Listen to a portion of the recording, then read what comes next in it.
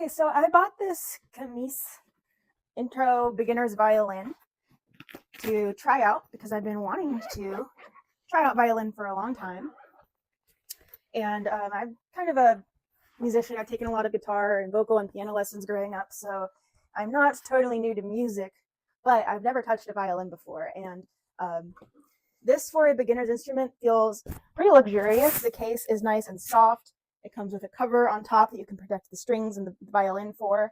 It has some great, they have some great resources about how to set up the violin, because you're going to have to place the bridge. They say to place it right perpendicular and in the middle of these notches in the violin. And then it also comes with a shoulder rest, which I have been playing with. So this is kind of a, these are my educated first tries, because I've done some research and I've tried playing this for about an hour so far. Here's a lesson what you're not supposed to do. You're not supposed to put your fingers on the top of the hair on the bow. I am heavily considering upgrading my bow, which you should be able to do for like $30, $40. And to me, that's still a great beginner's price to pay before you decided if you want to upgrade, to a more professional level violin. It comes with this rosin, which is very important to apply to the violin. That's what creates the friction on the string to make the sound. So based on what I saw online, you can use like the edge of the bow to scratch up the surface so that it'll actually apply to the strings. And it's just sticky stuff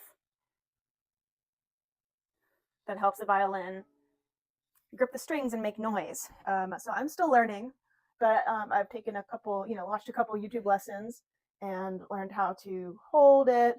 This is kind of the like beginner cheat way, because you're supposed to actually put your thumb in here. You're supposed to balance your pinky on top, wrap your others around, and do something like this. I'm sure that I think this is not right. Don't listen to me, but this is just me trying.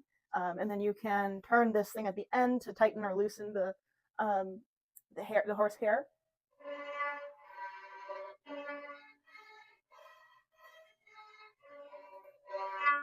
I'm going to plan to make an update on this, because I'm going to go to a violin shop and get some opinions on the bow. From what I've seen, you're supposed to be able to put a finger through here, and that's kind of the max amount of distance between the bow and the strings you're supposed to have. But for now, this is working fine, because I'm not able to play that well anyway to start with.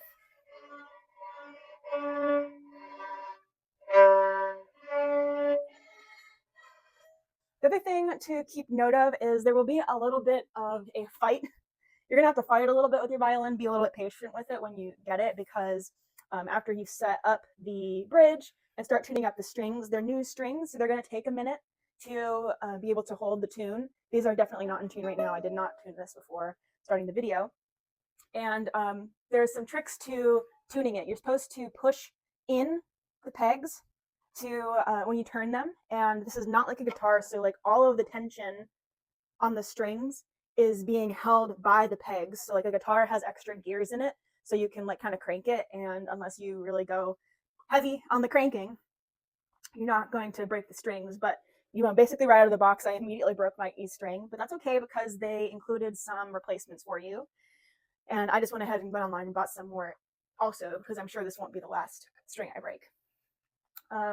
I like that it includes these stickers that you can use to help learn the notes. Also coming from guitar, it's interesting because obviously violin is fretless, so you have to basically learn via muscle memory where all the notes are.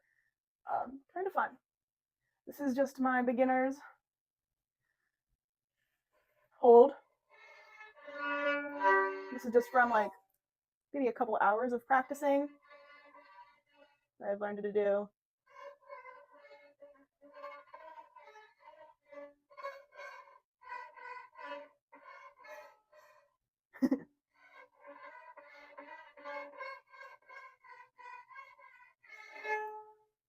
So I definitely have a lot to learn, but I'm glad that I had this option to buy on Amazon for a nice, simple introduction to violin.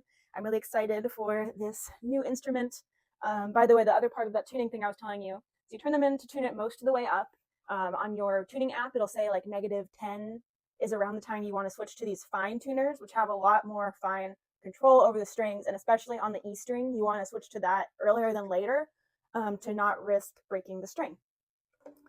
It also has this chin rest, which is made to use to grip the violin. You definitely want to play with the shoulder rest to make it comfy for you. I have been definitely struggling with it a little bit because it falls off, and I think that's just because I don't know how to play it, how to use it. But I've switched it to the smallest holes. It has 3 holes here to adjust it, and then you can also screw and unscrew the rests themselves to elevate them, to make them comfortable. So you have to just play with it and find out how it's more comfortable for you, what helps you the most. You're supposed to apply it like this, like a frowny face on your violin if you're holding it this way.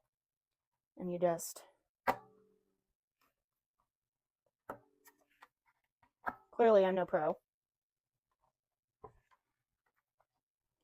And I've been pushing it up a little bit to get at maximum tension so it doesn't fall off as easily. I don't know if that's the best way to do it, but